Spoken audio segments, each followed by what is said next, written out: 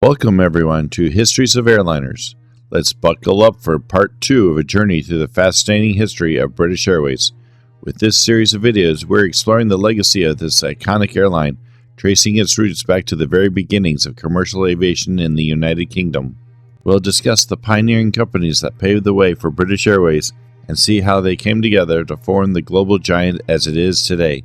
So let's take off and watch part 2, the British European Airways branch.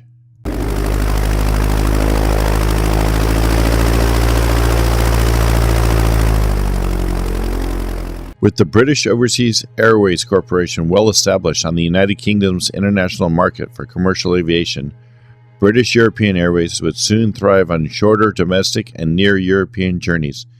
In the early days, British European Airways, otherwise known as BEA, faced challenges, but by the time of their merger with BOAC, BEA's success with the Trident and other aircraft in their stables became legacies that endure to this day. Finally recognizing the need for a unified front and a competitive market, BOAC and BEA merged in 1974, and British Airways, the global giant we know today, took flight. This merger just wasn't about combining routes, it was about combining the rich history and innovation of its predecessors to create a true powerhouse in the skies.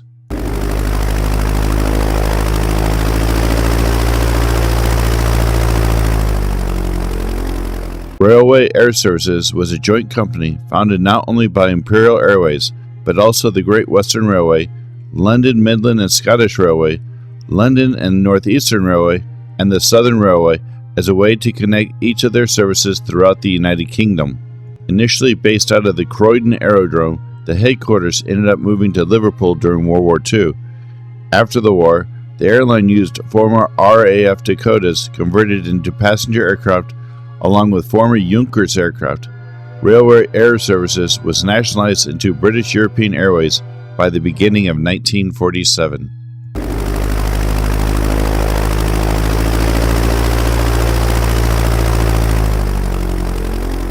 This airline was based at the aerodrome at Ronaldsway in the Isle of Man. From here, aircraft would connect the island with both English and Scottish mainlands. Early in the company's history, it was reorganized and owned by the Isle Air Services Limited, the London Midland Scottish Railway, and the Isle of Man Steam Packet Company. During World War II, services to and from the Isle of Man were often suspended by government orders so as not to interfere with military operations. When able to fly, the airline, like most British airliners during this period, carried primarily personnel and equipment needed for the war effort. After the war, the airline's de Havilland Dragon Rapides were gradually allowed to resume normal commercial operations. That is, until this airliner and the other domestic-based airliners within Britain were nationalized into British European Airways in 1947.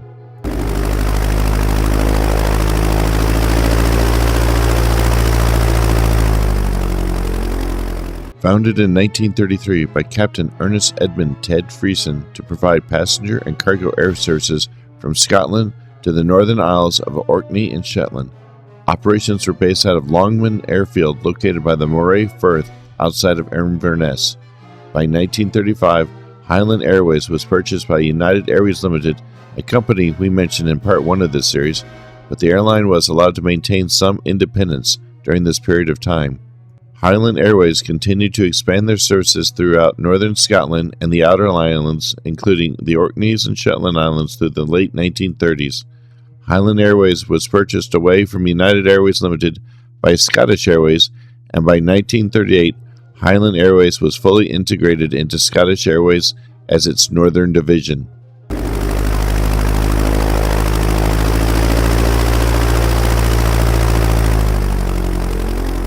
Starting out in 1934 as Northern Airways, this company commenced operations in Glasgow. Eventually, the airline would connect Glasgow with the Isle of Man and the Hebrides. This airline at one point even had an air ambulance contract with Argyll County. By 1935, this airline was cooperating on routes with the newly formed United Airways Limited that was mentioned in part 1 of this video series, with aircraft and personnel often being exchanged between the two organizations.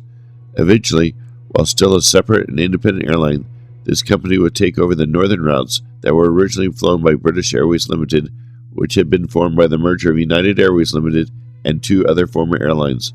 The director of Northern and Scottish Airways brought in investment from London, Midland and Scotland Railway and the Scottish ferry company called David McBrain to form the new company called Scottish Airways, which also took over operations from Highland Airways.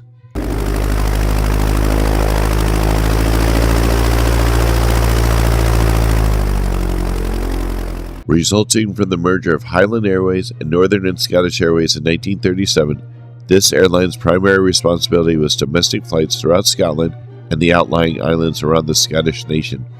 During the pre-war years, the former airlines that were now part of Scottish Airways still covered their original areas of responsibility, with their founders still in charge of those divisions. By the middle of 1939, a route to London was established, allowing access from London to most of Scotland by air. As with other airlines, World War II brought severe disruption to Scottish Airways flights, schedules, and even to the airports that they service.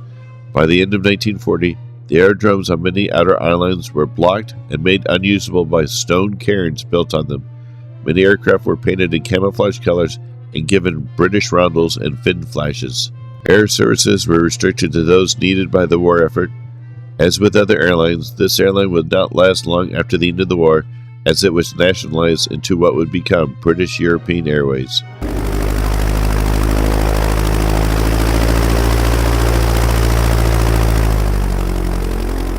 Founded in 1934 as Aberdeen Airways by Eric Gander Dower, a Scottish businessman and politician.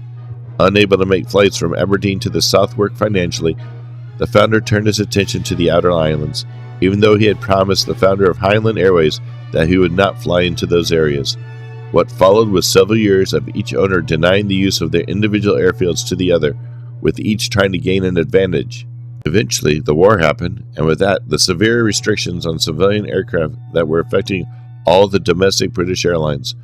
Although outside of the government organization that coordinated operation amongst the other domestic airlines, Allied Airways would still manage to find enough contract work with the government to maintain their independence. After the war, Mr. Dower attempted to maintain his airline separate from the new BEA airline set up by the British government, but in the end, lost his airline to BEA in 1947.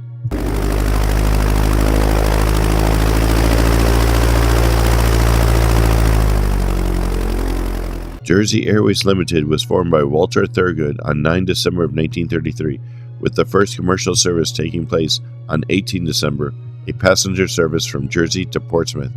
In the absence of a proper airport, the aircraft used St. Albans Beach at West Park, St. Helier.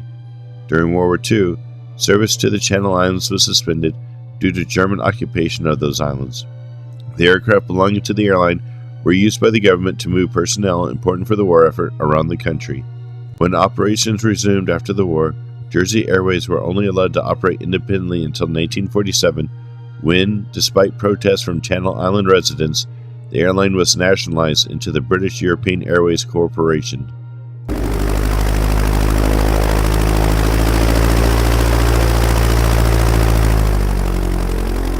Following the war, civil aviation was allowed to begin to recover.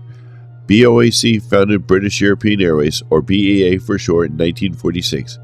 By the end of 1946, BEA was separated from BOAC by the government and took over the routes, aircraft, and personnel of Railway Air Services, Isle of Man Air Services, Allied Airways, and Scottish Airways. The main focus for BEA was to be domestic flights inside the United Kingdom, its surrounding islands, and nearby European cities. In its early history, BEA was the first airline to fly an aircraft commercially powered by a turbine. In the beginning, operations were based out of RAF Northolt until 1954, when operations became based out of London Heathrow.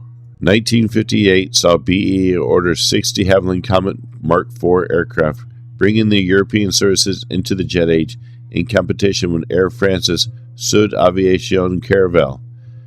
BEA would continue to expand services in the UK and in Europe until the 1960s and 70s, especially with the introduction of the second-generation Trident jet from de Havilland. By the mid-1970s, BEA had grown big enough that it was starting to compete with BOAC on long-range international routes. It was decided in the early 1970s to merge the two airlines, and by 1 April 1974, BEA and BOAC merged to form the modern incarnation of British Airways.